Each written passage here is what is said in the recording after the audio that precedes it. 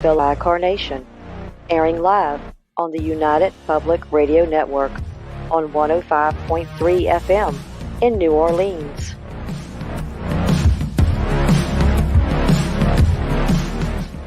This show's entrance has been edited, produced, and directed by Gwen from Perfect Trust Productions, LLC. You can find us at perfecttrustproductions.com.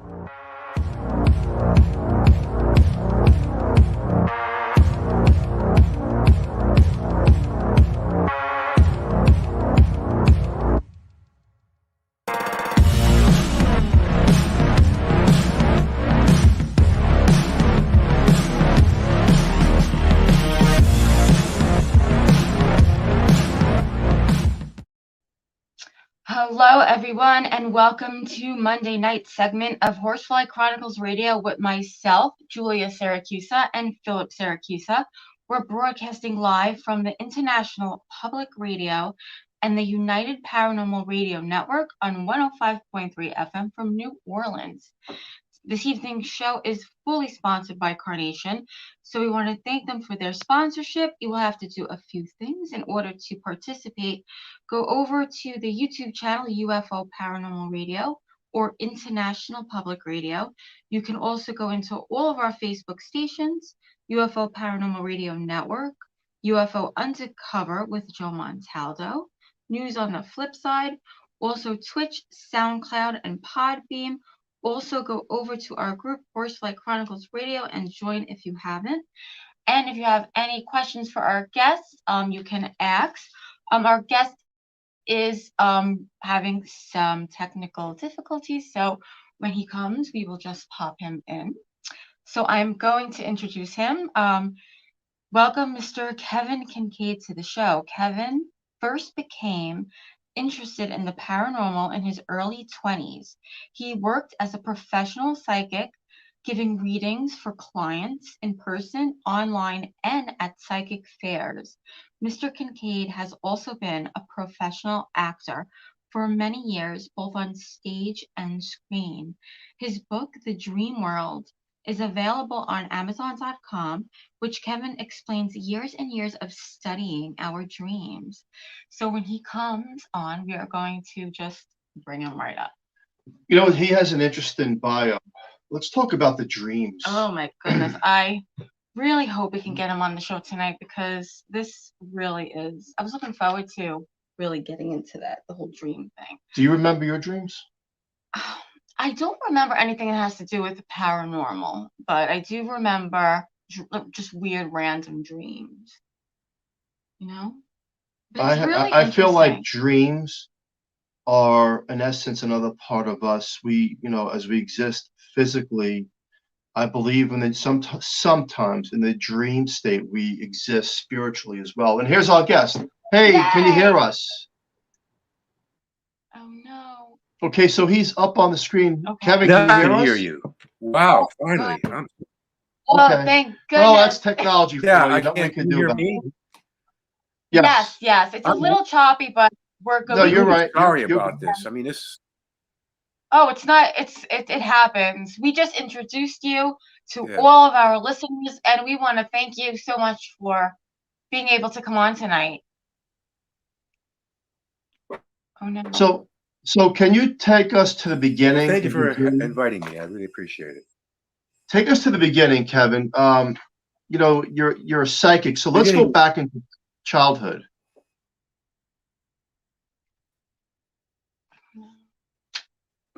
It's freezing.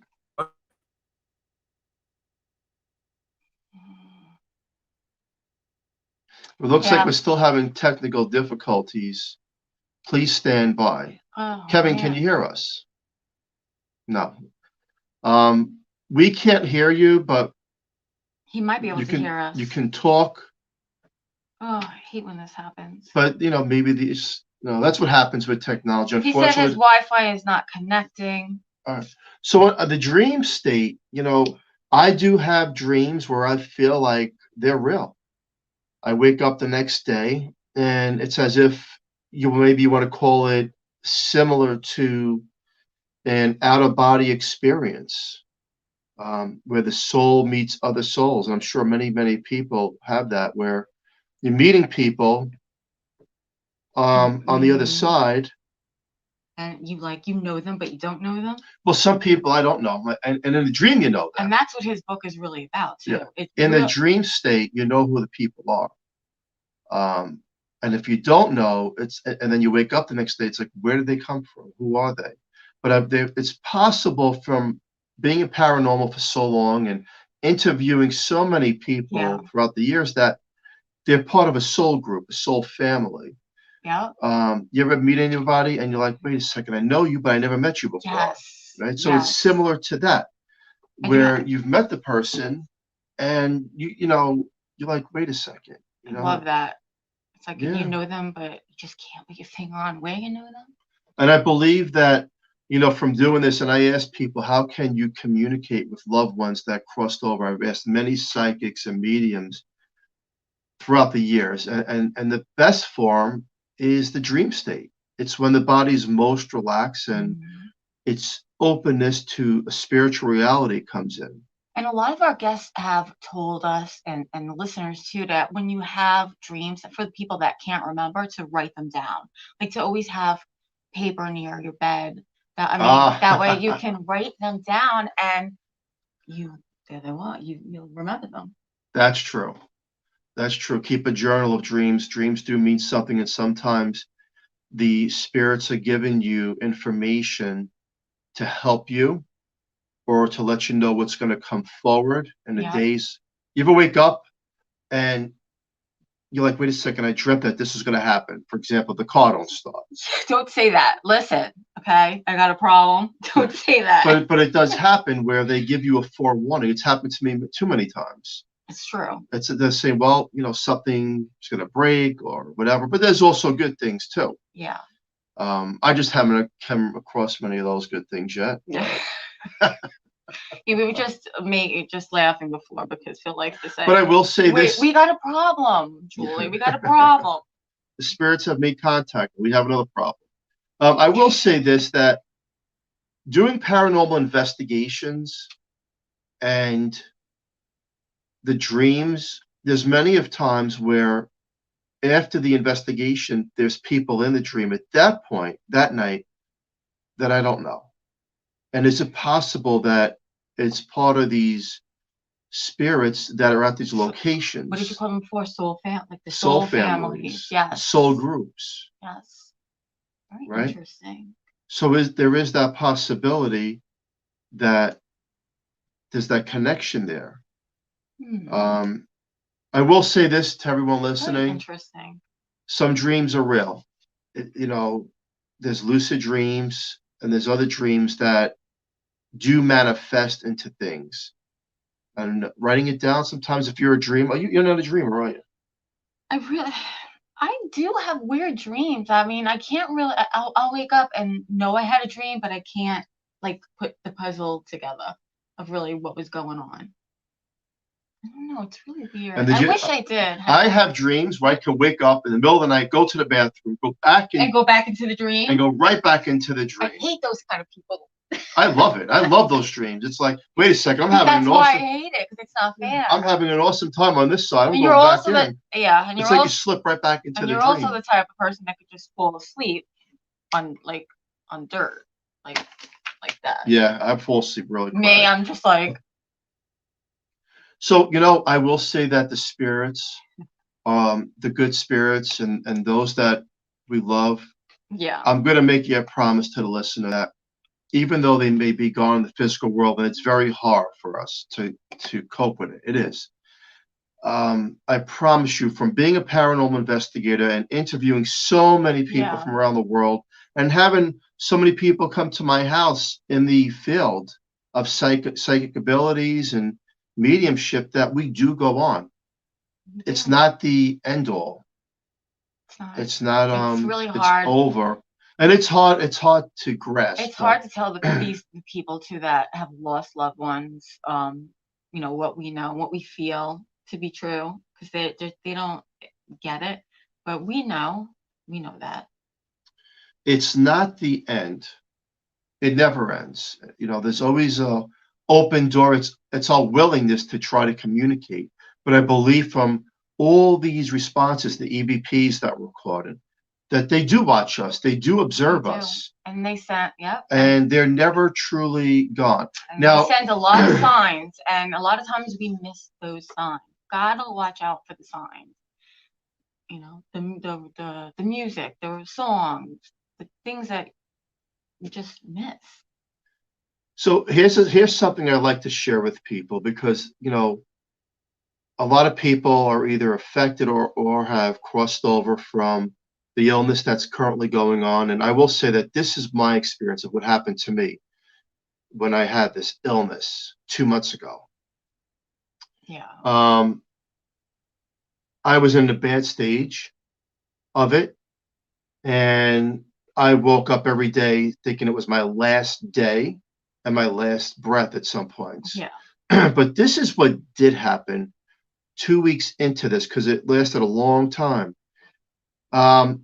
I had a dream, and in the dream were my past relatives, and they brought me back in the dream state to like the 80s, and they were at my parents' home in Staten Island, New York, and they were not acknowledging that I was sick in the physical realm. They brought me back to a time of peace and feeling good, as if it was just back in the old days where I didn't. I went back in time, not only through the dream, but through the feeling of the human body. I was back in time. And the dream lasted for 3 consecutive days. So I'd wake up, Wow. I'd go back into that dream with them, every one of them, my aunts, my uncles, that are all crossed over. And then the next night, I would go back into the dream, and they were there. And this is when I was, again, suffering from this illness. And it told me something, and that's why I want to share it with so many people, is because in our time of need, those that have crossed over has proven to me that they're not gone. They're there they brought me back to a setting of remembrance. Yeah. Of it's okay. They're showing me that we're not alone when we think we're alone and we're suffering alone. They're watching over us. And I was fortunate enough, the only time in my life to go through that experience. And that was for 3 days in a row, because I would fall asleep in the afternoons. I would fall asleep certain times in the morning. I would at night and wake up and go back into that dream state. Yeah, and this happened for 3 days, and it was awesome. It was awesome because I do remember you telling me that you were having really good dreams. It was awesome because I got to see them again. I got to shake their hand and kiss my aunts hello, and there was a ton of food, which I love. Yeah, there was all these, but the food setting was back in the 80s as well. Everything was back in time. The pastries were there, and the way the boxes were set up from the pastry shops. I love the way you say pastries. Everything was back in that time. So, is there a possibility that in the dream state, not only going back in time, but they're always there? I definitely think so. Have you ever had a loved one that you miss give you a sign? Not give me a sign, but I did have that dream about my grandfather when I was 12. That I forgot about that. That I will never forget. I grew up in a really haunted house, and there was the man that died there was really, really evil, and he would torture us kids all the time. And I had that dream that my grandfather came to me in my dream, and he told me that he is never, ever going to bother you again, and he never did. And so that was, to consider that to be, I think that would be a sign. Well, that's yeah. He came to me in my dream, but that's like the only one that I really do remember. And let's talk about, we just had an interview today. Let's talk about how we met. Oh. So, for those that have followed the Horsefly Chronicles story, there was also a girl named Sarah that has been involved with this story for years. And Sarah came forward as a young, innocent girl, no older than 13, but she was from back in the day. Maybe 12, I think you said 13. but maybe the 1800s, for example. She had a thick, heavy white dress on, black hair and white complexion, 5'5", high cheekbones, and a very powerful young girl. And we've had people throughout the years do the Ouija board and try to make contact. And some of those episodes were actually on Paranormal Zone TV. They're still on YouTube if you type it in. You can find those there. So we've had many, many people from around the world trying to communicate with Sarah from the Horsefly Chronicles home in Eastern Pennsylvania, and they were able to make contact with her. Some people lived in Louisiana, California, Florida, the UK, and she was able, through their devices and equipment, to make contact. And you hear the girl's voice. Yeah. She has a very distinct voice. So Sarah, in the Horsefly Chronicle story and in the real life story, I was at a nightclub in Staten Island called Silo, packed with a ton of people. And I remember getting pushed in the back. And she says, "That's her," and I bumped into you. And then now we're married 20-something years later. But isn't it interesting how the spirit knows? Right? They know. Why she picked? Another stupid question. Why did she pick me? We were talking about that today in the interview. Why? I think Kevin is back with us. Oh, yes, you can see me now? Yeah. We can hear you. We can't see you, but we can hear you, so that's good. We'll take that. We can see you too. Oh, there you go. Oh, thank you. I wish I'd known this earlier. We could have set up way sooner, but I didn't realize it's such a problem today in the internet. I'm using Wi-Fi hotspot out in the woods where I live, and I'm really sorry. I should have done this. That's why I wanted to get this the link earlier so I could set this up. Oh, okay. From Austin, and I'm sorry. Anyway, so I guess condensed version of whatever. And I'm holding a headlamp on me so you can see me because I'm out here in the dark.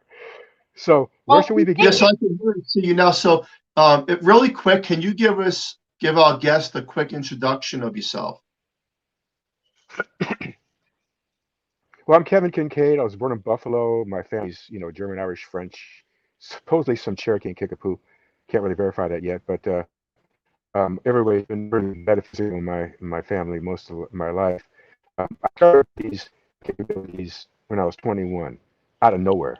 It was remote viewing on a phone call to somebody in Buffalo when I was in Seattle, and I was able to see everybody where they were sitting, what they were wearing, and I described it all to them. And then I just developed the skills from there. When people say it's a gift, it's not a gift, it's a skill. Anybody can learn to do this.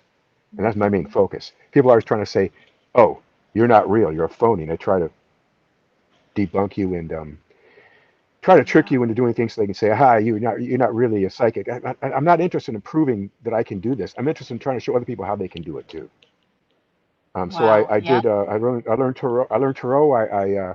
I got on psychic fairs. I did the Renaissance Festival. I did a lot of private readings and online readings. I worked for a random.com for a while, which is an online site for psychics. And I also work as an actor, and that's been kind of slowed down because of vaccine mandates, so I'm not really doing that now. Trying to figure out where I want to live. I'm getting tired of Central Texas, thinking about Arkansas, but otherwise, that's it in a nutshell, right there. Anything else? You've been in a lot of movies. Yeah, a lot of movies. Well, you play the bad man in a lot of these movies. That was good. Yeah, look, I'm the bad guy. Yeah, I play a lot of bad guys because they're a lot of fun to play, and they're kind of thing that not many people can play. You see a lot of younger guys that get into movies and they try to play an outlaw. They just don't have that edge. And I guess you have to live the kind of life where you've maybe spent some time in jail or been around some hard people to know how to have that kind of edge. It's like, I guess I watched a lot of Clint Eastwood when I was younger too, and I saw the way he portrayed his characters. Maybe I picked up some of his stuff, but yeah, I do get cast that way a lot. I've had trouble when I had to cast other movies of my own, trying to find somebody that could play that kind of a deadly character, and I could never find anybody. It's really difficult. It's really difficult to find anybody who has that kind of quality. And the problem is, you get too many people who overplay it. A real gangster is understated. The guys that go around, acting like they think they're alpha males. Yo, man, what's up? They're wannabes. The real outlaws, they don't go around advertising it. It's an understated quality, and it's something that people notice and pick up on. And of course, if you're, at all have any even as a psychic, people pick up on that energy, and it makes you a target. And you have to spend a lot of time learning how to deflect that stuff. You don't want to go toe to toe with these people because it gets you nowhere. Yeah. You have to learn how to just kind of, and anybody who starts to develop these abilities will discover that the higher vibrational level it goes, the fewer people you can really relate to. And you find you have a lot of people that just want to challenge you. And you can just be sitting there minding your own business, and somebody come up and just start some shit. Yeah. So anyway, yeah, so I guess that makes it easy to play those kind of roles. Yeah. You get used to defending yourself, and you know how to. That you gain a certain sense of confidence that allows you to get to that level, which is said understated rather than overstated.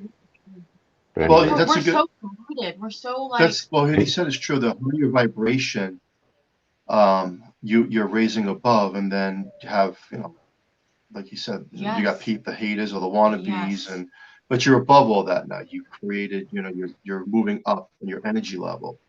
Has your abilities helped you to get into? And you can't let that stuff affect. Yeah.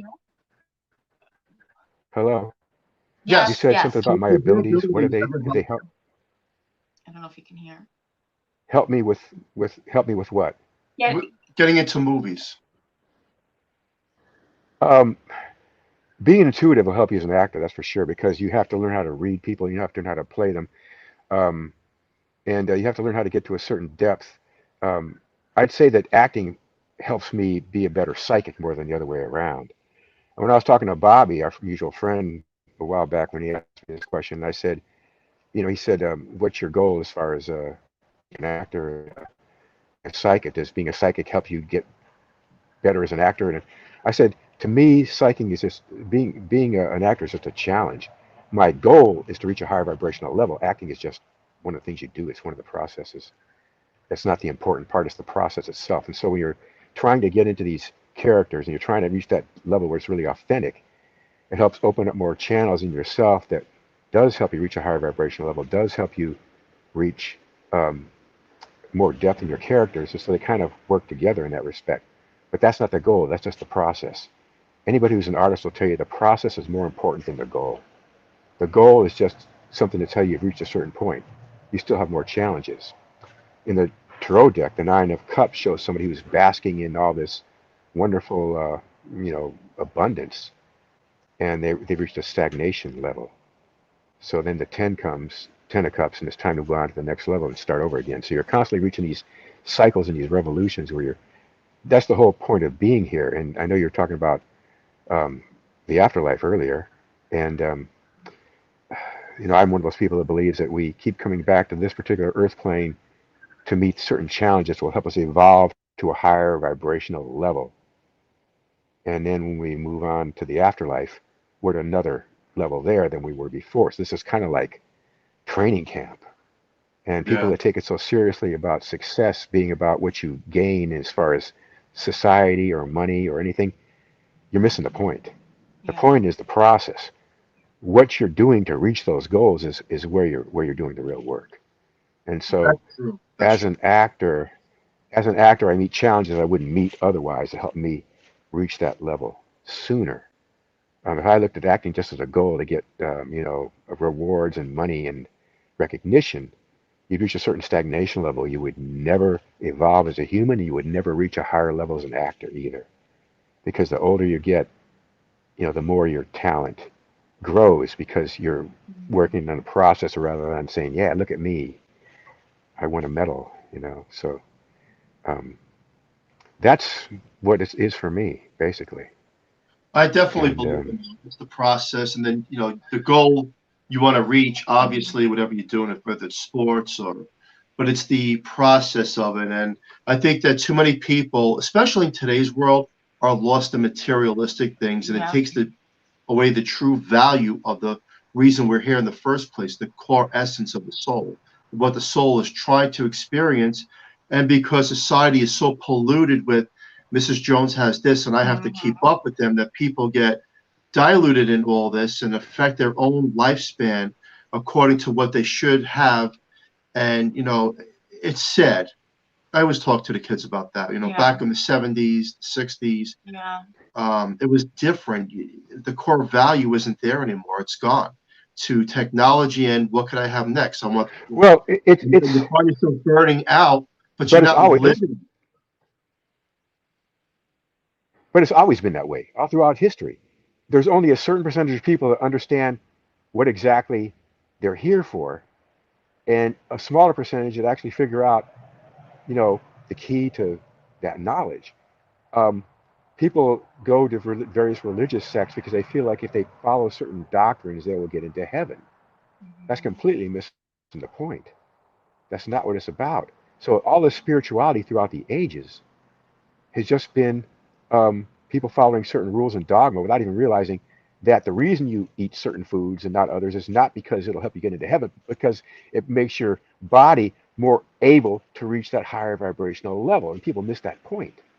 And the ancients, they understood all this, but it got lost over the years with dogma and people repeat. Like I've been to church before. They're all sitting there and they're looking at these books and reciting these things over and over again. The Lord be with you, and also with you. Let us pray. And it's like they're not even tuning into what's going on. You could jump up and run around the pews, and they probably wouldn't even notice. So I think it's always been that way, and it's amazing. You look around and you realize that a lot of people maybe have a vague idea of the afterlife or their spirit or whatever. Then you have atheists that claim that there is nothing after this, and they don't understand that in order to have a body that's animated and alive, you need that electromagnetic energy. That is the soul. It's that electromagnetic energy that is your soul that allows you to connect with other people and the magnetic grid of the planet, which allows you to use your psychic energy like a tool, like an antenna, to tune into the antennas of the other people around you and to use the magnetic grid to remote view and see places that are far away. It's all based on that electromagnetic energy. And if you as a paranormal investigators, you probably know this, that people use those EMFs in order to find soul in the room, see if that energy is there. So, and as a psychic, you will also, if you go to a house that's been haunted, has a lot of residual energy, you can see the images just by being in the house. And if any spirits are there, you can feel their energy and you can communicate with them. And I've done this before in a house in Corpus Christi, and it was astounding to find out that everything I saw was being verified by the people that lived in the house. And I knew there were ghosts there because you could hear them slamming around upstairs all night long, moving furniture and stomping around. So that's basically the whole thing there. That if everybody in this planet were able to reach that level of awareness and that vibrational level, if it reaches 10%, the whole planet gets it, and then we're in a whole different paradigm. And we're not there yet. We got to go through a lot of, excuse my language, you have to go through a lot of shit first before we get to that point. And that's what we're headed for right now. So some of us have to tune into that. And, there's a song by The Clash, no one will guide you through Armageddon times. No one will guide you. But there are people you can connect with that are on the same level. And others that are trying to reach that level that are almost there that you can help reach that level of awareness. But you can't go out and preach to the world and make some profound statement, and it's going to make everybody else suddenly get it, because it's not going to happen. Nietzsche wrote a book called The Antichrist, and in it he said, this book belongs to the very few, perhaps not one of them is even living yet. He wrote that book in the mid-19th century knowing that probably nobody on the planet that was alive at that time could understand what he was trying to say. And probably most people reading it today don't get it either. But he's basically talking about the power of the human spirit and how it's watered down through religion. And religion tends to, it's based more on pity rather than power. We want power. We want to grow and evolve. That doesn't mean you have to crush other people like a narcissist. But if you gain more power, other people follow you. And it becomes contagious and it grows. And when it reaches that level, it becomes universal. So that's basically what my goal is here on this planet right now. And I'm sure a lot of people that are on the same path, and I'm meeting more and more of them every day. And we're going to reach a time where we're going to be challenged really seriously going forward. So I have a question for you. Have you ever had a paranormal experience on a set of a movie? no. No, I never have. No. That's good. I've had some pretty poor experience. I've had some pretty amazing experiences on this movie. Like I did a movie last summer called Dark Red, where I had to play a cop that actually killed someone, and the guy comes to visit me at my place out in the country, and I'm going through a lot of emotional trauma. That was such a euphoric experience to be able to work with another actor, reach that level where you're just tuning into each other. And every time we did a take, it was not exactly the same. It was always different because it was always fresh and authentic. And that almost probably the best spiritual experience I've ever had in my life. And I reached a certain level working with this other actor. It was euphoric. And that's why acting is so addictive, because you want to get that rush you feel, not from the audience, but from working with somebody else who can reach that same level you can and just hit that moment where you're both just hitting it, bang, bang, bang, back and forth, bang, bang, bang. And man, I tell you, that's a spiritual experience right there, but there weren't any ghosts involved. So that's the closest I've come. And your book. Yes, we don't have a lot. Unfortunately, we don't have too much time, but I really want to talk about your book. You study dreams. Tell me about the book. Well, the book was basically a dream journal I started doing online, and somebody said I should turn it into a book. I also had some really amazing dreams. And if you read some of these dreams, they're just mind-blowing. And I figured, where are these dreams coming from? You know, I had a dream where I was running, and I woke up in the morning, and my legs were sore. I mean, stuff like this. Dreams that I was being visited by dead spirits. And I wake up in the morning, and I knew there was a spirit in the house when I woke up, or out there in the woods outside my house. So it's basically a dream journal. And then I try to answer some questions. I actually ask more questions than I answer. And I also wrote some poems and stories that were based on dreams. And I'm basically trying to figure out, okay, there's different types of dreams. Some seem to me to be regurgitation or your mind working stuff out. Others seem to be you're in another reality. You wake up and you realize it was so vivid and so clear, you realize you were in an alternate dimension. And then there are others that are reincarnation dreams, or dreams where you're actually speaking to someone who has passed away. Yes. And that's another thing too. If you have any psychic abilities, it's like you're a light in the forest and the moths come to you. And if you don't put up good shields, I've had a spirit of somebody passed away that I knew took me tears to get him to move on. It was driving me insane. I knew it'll attract that. And a lot of younger people that don't know what's going on, they experience that, and it freaks them out, and they become very ostracized in their community. And it takes a lot to help a child like that develop their skills and help them learn how to handle it rather than scoffing at them and saying they're crazy. And that's what a lot of children who are born with these abilities are struggling with right now. So, yeah, the book's basically about the different dreams I had and what I was trying to understand what they were saying, basically. I remember having a dream where I was running through some road in the woods, and I encountered these people that were doing these weird scientific experiments out in the woods, and they looked at me like, hey, you don't belong here. What are you doing here? You better leave now before somebody finds out you're here. And there were people coming, spaceships, and landing on the ground, and they were like, cross between Conan and, Luke Skywalker or something. And they said, hey, have you been up there yet? I said, no, I haven't been there yet. And they were like, are you sure you're supposed to be here? And I got out and ran away. And I woke the next morning, my legs felt like, where was I in that dream? That wasn't just something regurgitating in my head. There was something happening out there. Or having a dream where I was in the Space Needle in Seattle. And I said, I've astral projected. I was like a lucid dream. I said, I'm here. I'm finally in Seattle. And I wandered around and I found some door and opened up. Some guy was behind the door and he goes, wait, man, you're not supposed to find me. I said, well, who are you? He said, I'm the man behind the scenes. You're not supposed to be here. You're not supposed to find me. Go.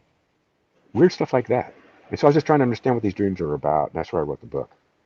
And you talked maybe about our dream friends. What does that mean? Dream friends. Well, dream friends are like people that you meet in the dream world that don't exist in the real world, but you see them over and over again. And you wonder, who are these people? You know, they're people that you see and you say, oh, good to see you again. Where have you been? And you wake up and you say, who is that person? I don't know that person in the real waking world. They're dream friends. And so you wonder, where am I going? So I'm really curious about dreams and where you go in dreams and where you come, what types, there's various types of dreams. There's lucid dreams, which are freaky as hell. And I had one time, and I remember in a dream that Don Juan, Carlos Castaneda's friend Don Juan, said, when you have a lucid dream, look at your hands. And when I did, they glowed like golden colored. And then my voice sounded like it was underwater.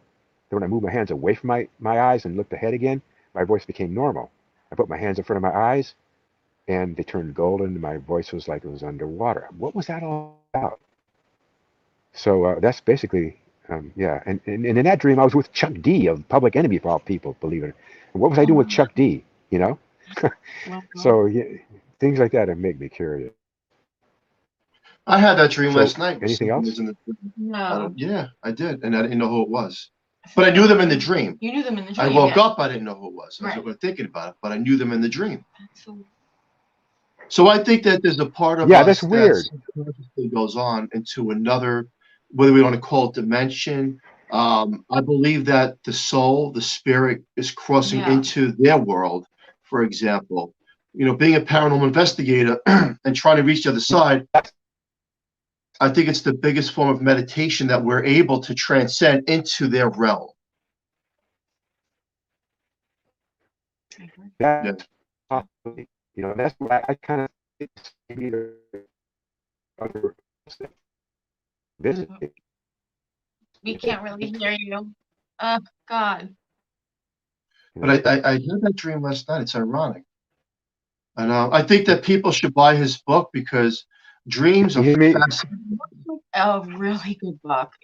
Definitely go to Amazon.com and get that book. Yeah, you definitely want to check it out. I love talking about dreams. I know you do.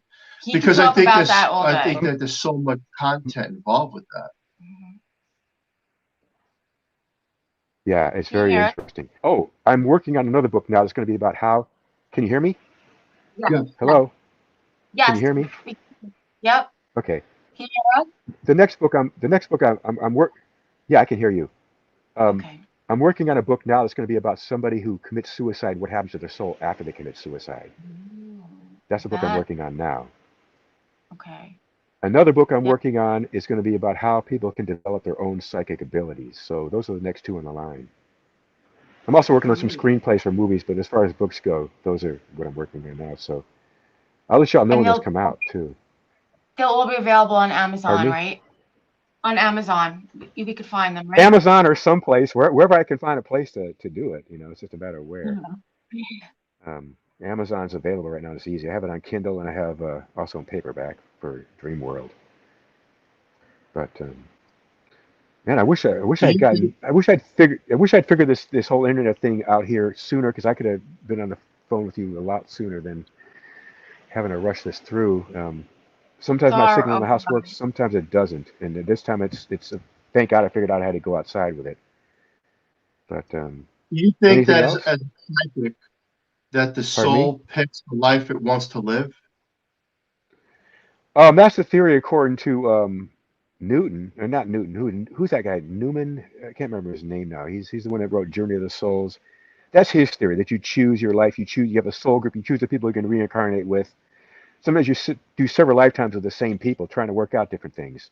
It's kind of like being in a stage in a theater production, and you play different characters in each production. Like Shakespeare said, the whole world's a stage, and each of us must play a part. So I believe that theory makes sense to me. I can't prove it. Right. I can't remember the name of the guy who did the book Journey of the Soul, but he was basically doing hypnosis and he was finding these things out from people he put under hypnosis. So based on if he's telling the truth, then that's the evidence right there. But I do believe you choose your challenges, and sometimes you get in this earth plane, you forget what your challenges are, you forget why you're here. You don't remember the reason, and some people don't get that figured out until the next lifetime or the one after that. Sometimes it takes several lifetimes to figure out, okay, this is what I'm working on. So I think that's the main thing. You're trying to choose your challenges. And I'm assuming there's some lifetimes where maybe you want to pick a lifetime that's not all work and just fun. Like, I want to have a lifetime where I'm a pro athlete, you make a lot of money. I don't know. Maybe that's true. Maybe it's not. I don't know. But I believe the soul chooses its challenges and what it wants to learn and going through that experience. Because if you think about it, you're going to write a book on suicide and despair and where it goes. And then having interviewed so many people from around the world for years, myself and Julie, everybody said something like, it's the lifespan that it wanted to just be here for a short period of time. And you know, I don't condone suicide, but there's so many things, and communicating with the other side, like, why does someone die? Why does a child die so young? It's as if, from my experience and other people, that this is what it chose. Yeah. And it's hard for us to digest that as human beings, saying, hey, wait a second, that's wrong. But communicating with that side and asking why the spirit, why did you have such a short existence here? This is what we're getting back in some sort of sense through EVPs. Like, they've chosen a short path before they even came here. They've chosen their parents. Yeah. They chosen what they wanted to experience. And again, we find it hard. I still find it hard to grasp, but that's what we're getting back from the other side. Yeah. And I don't condone suicide either, but what the book's trying to make is this person goes back and evaluates all the choices he made that led him to that moment where he made that choice, and coming to the conclusion that he never finished what he was there for, so now he's got to go back and try again. Yeah. Which is, you know, so that's, yeah. So that's what I'm trying to do with that. You didn't finish, so you have to go back, and you may go back on a higher vibration to finish it up and go through it. You know, it's fascinating because we make up everything as human beings. We make up time, we make up space, but according to the other side, there is no time. It's kind of like, I always get lost in these conversations with that time travel because I'm a believer in some sort of that these people that are having some experiences of going back and forward in time and seeing other people, there's those possibilities of creating this journey of what they're experiencing. I don't think they're all crazy. No, it's just so many questions, right? Yeah, well, one of the lines in the movie I shot a while ago was "Voices of the Dead," and in the end of one of the final lines, the guy says, "You spend your whole life looking." You come here with no guidance, no instruction. You spend your whole life looking for answers when you're not even sure what the questions are. It's kind of the way it is. Yep, it's true. Well, we're really happy that we got a chance. Yeah, we got a chance to talk to you. Where can people find you, and tell everyone what you have going on? Well, I've got a website that's a photography website with T-shirts and posters that I'm setting up now. That's called wildstreetstore.com. Wildstreetstore.com. I haven't finished setting it up yet. I've got my actors page, which is kevinkinkade.com. I'm no longer going to be on Facebook after tonight. I'm deleting it. I'm going to be in some other social media platforms, but if you go to my kevinkinkade.com or the other one, wildstreetstore.com, there's ways to connect with me there. You know, there's contact link at the bottom, so you can send me emails and any questions or anything like that. But I'm not on Twitter or Instagram anymore. I'm not on Facebook anymore. I've dumped all of them. Well, I'm going to be in some other networks. TikTok. No, I don't do TikTok. I know I did this recently too. There's other networks, other networks. There's other networks I'm on now. I'm sorry, what? TikTok. It's crazy, but a lot of people like TikTok. You know, it's that platform where they're getting their messages across. It is funny, but it's entertaining at the same time. We'd love to have you on in the future with a better connection and really get down to. We had so many questions. Yeah, I'd like to do that too. Yeah. I'm sorry this happened. I think, before I did this with Bobby, I had no trouble connecting, but for some reason, this particular link doesn't work in my house with my Wi-Fi connection, which is all I've got right now. There's nothing else out here. I live too far away for cable or anything else. So if I have to do this again, I'll get my Wi-Fi hotspot and I'll drive into town and sit in my car and do it. Okay. And I wish I would have done that today. Yeah. I wish I'd gotten a link earlier because I could have set this up and figured it out by that time. But do contact me. You've got my information in Messenger, and I'll be deleting it after tonight. So okay, I got you. Send me a text or something so we can. You're gonna be off the grid. Yeah. So contact me by email or my text by with the phone number I gave you on Messenger, and we'll connect again and try this again. Okay. I really look forward to it. Thanks for having me on. We actually have some questions in chat, but unfortunately, the hour's up. We have other people coming on after us. So to the person in chat, we are sorry. We just can't get to it right now. When we do have Kevin on in another episode, we're going to get to the questions with a better connection and give him a lot of the floor time because a lot of things people want to know as well. So thank you so much for coming on Horsefly Chronicles Radio. We really do appreciate it. Okay. Thank you. Thank you for having me. Appreciate it. Thank you. And special thank you to Carnation for fully sponsoring the show. We love them. And join us again next Monday night at 8 p.m. EST 7 CST on 105.3 FM from New Orleans. Thank you, everyone. Have a safe, great night. Don't forget where to find Kevin, get his book, and a very interesting guest. And Dreams Are So Big is a part of everyone's life. Stay tuned for next week and the next show. Thank you, everyone. Thank you. Bye-bye. Good night, Kevin. Thank you. Bye-bye.